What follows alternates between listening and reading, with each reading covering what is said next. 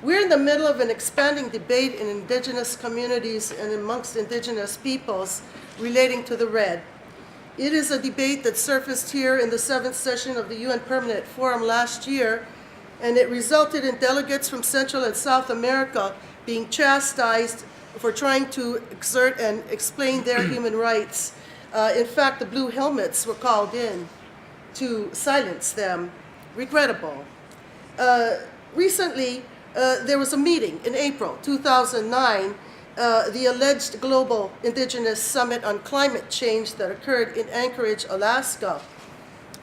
Here, there were proposals made, and the final document that emerged presents two options as call for action, as though we could simplify things in this way.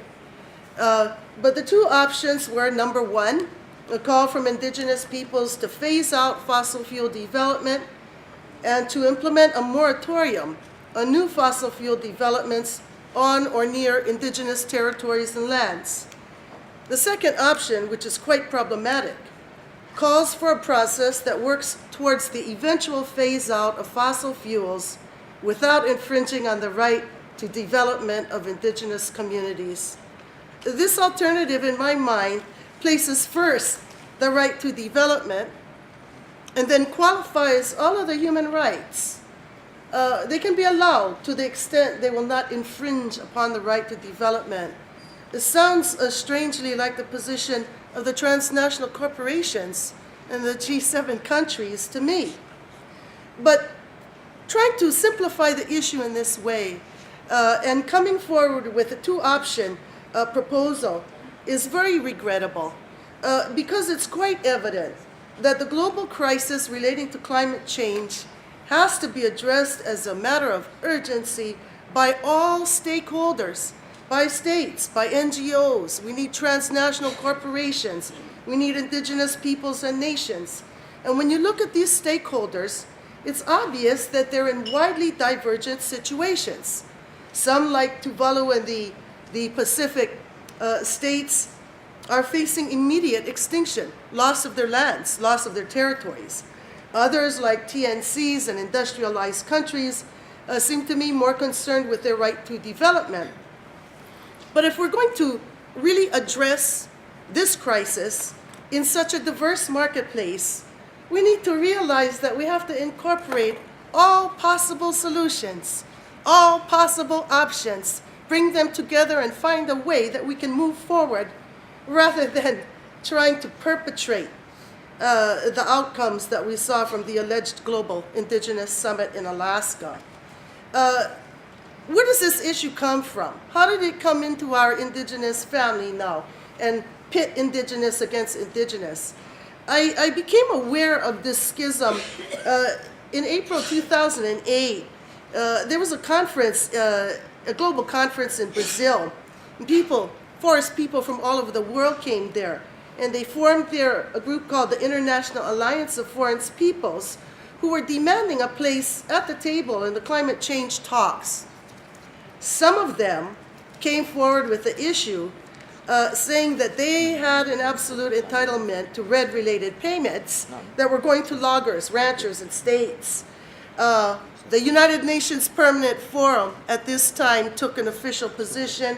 It was enunciated by Forum member Elisa Conkwe when she said, the challenge on this issue is to pay Native people, not governments. So I think it's pretty clear where the Permanent Forum is standing on this issue. What no one seems to be doing is looking at international human rights law and the Declaration. I wanted to begin by saying, whether we look at Indigenous human rights or not, all human rights are subject to certain general principles. And it is a well-established fundamental principle that you cannot exercise human rights in a way that violates the expression or human rights of others. This is an inherent limitation that is contained in international human rights law. So human rights are not absolute. Human rights are always subject to a balancing test. And nobody has a right to say that my right to development cannot be impinged upon. That is simply a violation of the most general and fundamental principle of human rights law. You simply can't do that, because the requirement, when you look at issues such as this that are contentious, is that we must engage in a balancing act. Now, the United Nations Declaration of the Rights of Indigenous Peoples affirms this principle in Article 46, Section 2, which states very clearly, in the exercise of the rights enunciated in the present declaration, the human rights and fundamental freedoms of all shall be respected. We debated this issue for years when we were drafting the the declaration. We debated it with states. States were raising it under the banner of third-party rights. And we were saying to them, don't be paranoid, governments. We are living with the general rule that rights have to be balanced. We will not be abusive of our rights. We will not violate the third-party rights of others. We never thought that the time would come when we would have to avail ourselves of these own arguments, but we find ourselves in this position now. And the Pacific, or the majority of us, will adhere to the declaration standards and the balancing test. When we take a look at the declaration, how are we informed by it?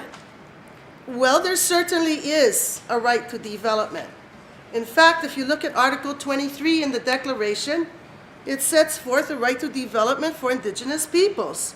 Indigenous peoples have the right to determine and develop priorities and strategies for exercising their right to development. Very clear statement. But let's apply the balancing test. Let's take a look at what else the Declaration says.